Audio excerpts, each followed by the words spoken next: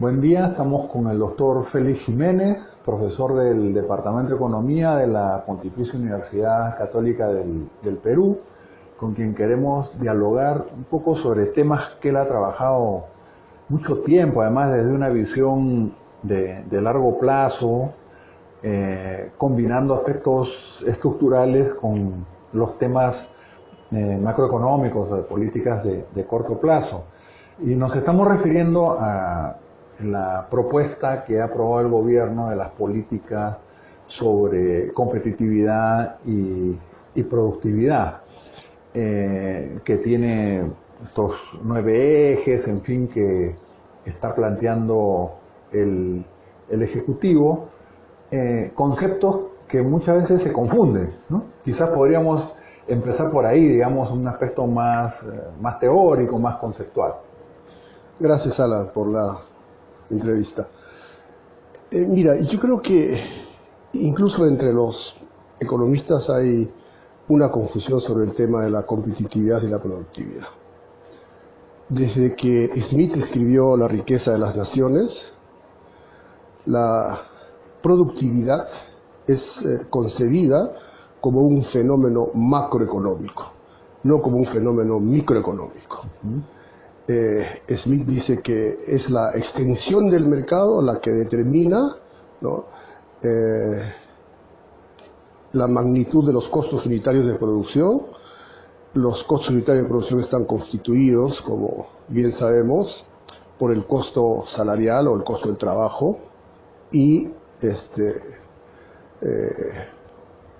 la inversa de la productividad, vale decir, la tasa de salario multiplicado por el volumen de ventas, ¿no es cierto?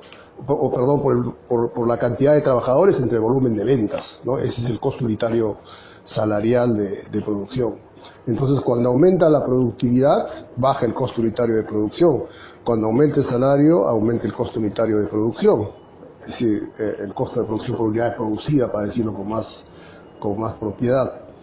Entonces, el tema es qué determina la productividad. Entonces, la productividad, según Smith, está determinada por la extensión del mercado. Entonces, cuando los mercados están expandiéndose, la productividad aumenta. Al aumentar la productividad, baja el costo unitario de producción. Al bajar el costo unitario de producción, aumenta la competitividad en la economía, y ese aumento de la competitividad de la economía da capacidad de penetración de esa economía en mercados internacionales. Esta es la concepción dinámica, macroeconómica de la productividad versus la competitividad. Lo que hacen en este documento, como hicieron antes también en el plan de diversificación productiva en el periodo de Humala, es concebir la productividad como un fenómeno microeconómico, ¿no?, como un fenómeno que está determinado básicamente por temas vinculados a las rigideces supuestas rigideces que existen en el mercado laboral y a temas de burocracia, ¿no?, trámites administrativos para abrir negocios, ¿no? Le agregan temas, ¿no?, como en el último documento que se ha publicado recientemente, temas vinculados a educación, donde no hay mucha discusión. Obviamente el conocimiento es fundamental, también está en el apéndice del libro de Smith, al igual que infraestructura, como un determinante importante, ¿no es cierto?, de el desarrollo de la productividad y la competitividad. Entonces, este énfasis microeconómico, yo creo que se debe al hecho de que no se piensa en el mercado interno, se está pensando más en el mercado internacional. Entonces, decir que las rigideces, ¿no?, en el mercado laboral y los costos laborales no salariales altos relativamente reducen la competitividad, ¿no?, y por lo tanto, al reducir la competitividad, las empresas son menos productivas y no ganan mercados internacionales. Al decir eso, están pensando solo en la exportación, no están pensando en los mercados internos. Que es uno de los ejes, además, que tiene ese plan de competitividad, ¿no? Exacto. Ahora, se planteó que justamente la apertura unilateral y los tratados de libre comercio iban a generar Exacto. mayor productividad, competitividad y la conquista de los mercados mundiales y la exportación no tradicional y todo esto, ¿no? Exactamente, es otra de las afirmaciones ideológicas, ¿no? del mainstream en economía, ¿no? Porque, digamos, no concebir el tema de la productividad como un problema macro es olvidarse de la necesidad de crear mercados en economías como la nuestra, ¿no? En economías como la nuestra se dice que los mercados internos son reducidos. Son reducidos porque no se crean mercados. Es decir, la migración importante que empezó en los 70s ha hecho que, digamos, Lima sea una macro ciudad, ¿no? Y las zonas urbanas han crecido, pero se ha despoblado el campo, ¿no es cierto? Entonces, hay digamos, una desconexión entre la economía, la geografía y la demografía del país, ¿no? Si buscáramos una nueva conexión reordenando el territorio nacional, yo creo que se podrían expandir los mercados. Al expandir los mercados, tú vas a provocar aumentos en el empleo, aumentos en la productividad, ¿no? Una mayor división social de la producción, ¿no es cierto? Y cambios técnicos que en el mismo libro de Smith están como cambios técnicos endógenos, no exógenos. Ahora, en esta concepción micro, digamos, el tema de reducir vacaciones, flexibilizar el tema de CTS, evitar la reposición por despido arbitrario, etcétera, o crear un régimen diferenciado por sectores, son aspectos que en suma o reducen salario real o quitan derechos laborales, ¿no? Hace recordar un poco a esta definición que dio la CEPAL de competitividad espuria, ¿no? Intentar Exacto. competir con cholo barato, digamos, salario bajo. Exactamente. Si imaginamos la fórmula del costo unitario de producción, que es tasa de salarios, ¿no? O tasa de remuneración del trabajo por la inversa de la productividad, es decir, por número de trabajadores entre volumen de ventas, ¿ya? Entonces, el énfasis en reducir el costo unitario de producción, reduciendo salarios, o el costo del trabajo que está incluyendo los costos laborales no salariales, ¿no? Es justamente ese énfasis que está pensando más en el mercado internacional que en el mercado internacional.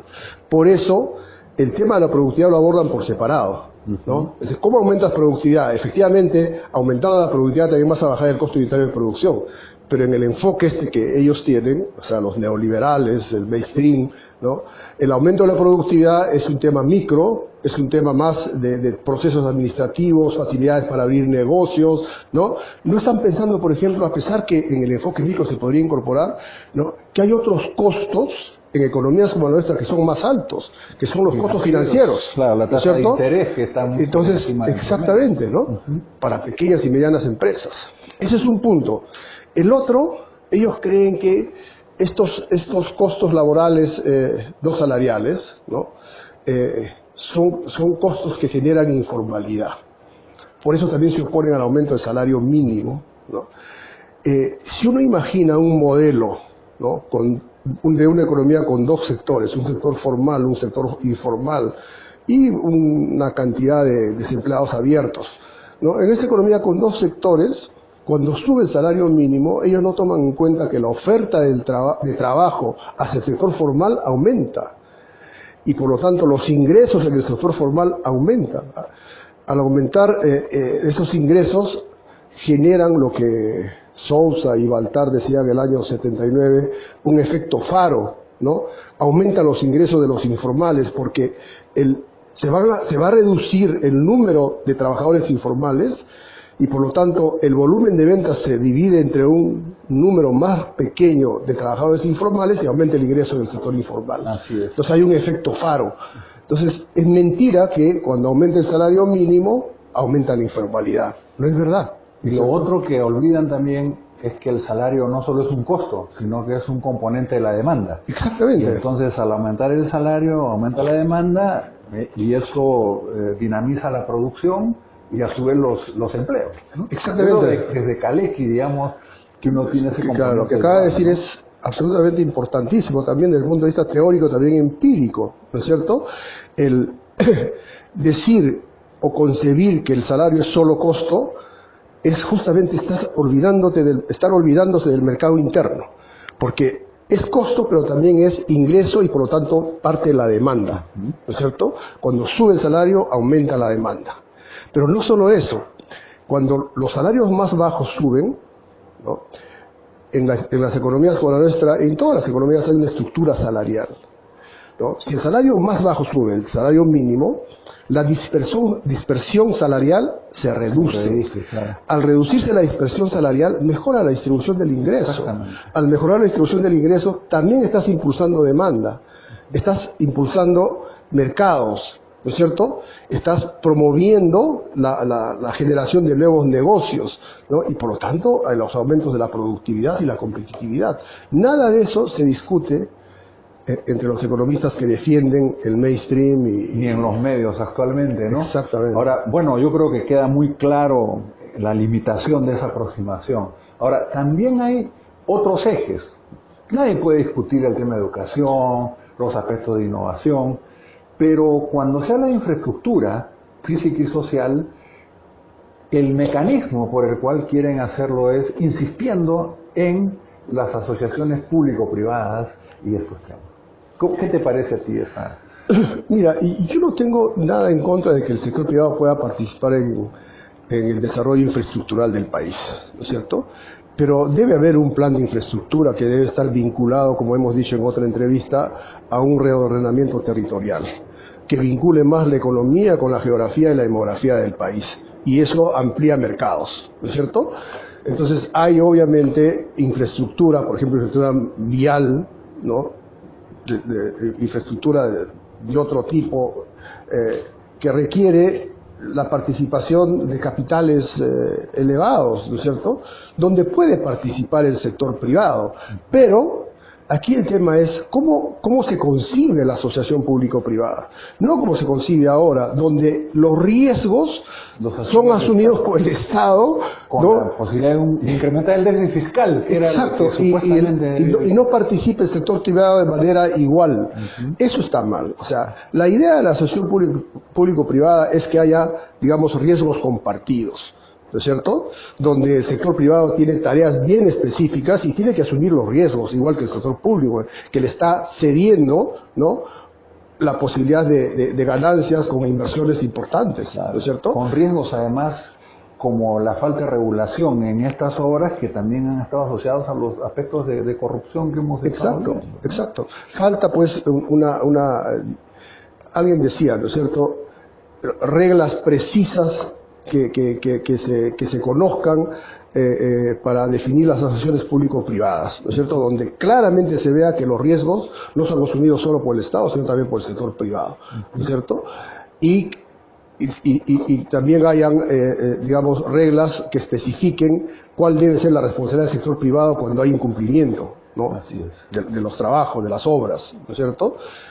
Y eso, o sea, la concepción misma no es mala, ¿no?, si es que se la aplica bien. O sea, esta idea de la asociación público-privada no está mal. Lo que está mal es lo que se ha hecho hasta ahora, ¿no es cierto? Exacto, lo han implementado mal, ¿no?, donde el Estado es el perdedor y el ganador es el sector privado. No puede ser, ¿no? Muy bien, Félix. Yo creo que estos temas ameritan, ¿no?, un debate nacional, que esta política no se implemente a la prepo, digamos, o al caballazo, sino que podamos discutir con los distintos actores y académicos la mejor opción para el país. Claro, yo creo que es un tema importante que tiene que ver con el tipo de visión que tenemos para la economía del país. Hasta ahora no hay un proyecto económico para el país, ¿no? La desconexión entre la economía y la geografía y la demografía sigue, ¿no es cierto? No se está discutiendo qué tipo de país queremos, ¿no? Los que creen en el mercado libre no piensan en cómo crear mercados, ¿no?, en zonas del interior del país, cómo se crean mercados, porque no conocen, no han leído la literatura, ¿no es cierto? Esto ha sido tratado por Smith, ha sido tratado por Polanyi, ¿no? Es decir, por gente que ha pensado, ¿no?, cómo crecieron, cómo nacieron y crecieron los mercados en el siglo XIX. Y lo peor es que plantean más de lo mismo cuando vemos todas las limitaciones de lo que se han implementando en los últimos 25 años. Exactamente. Muchas gracias, Félix. Gracias a ti, Alan.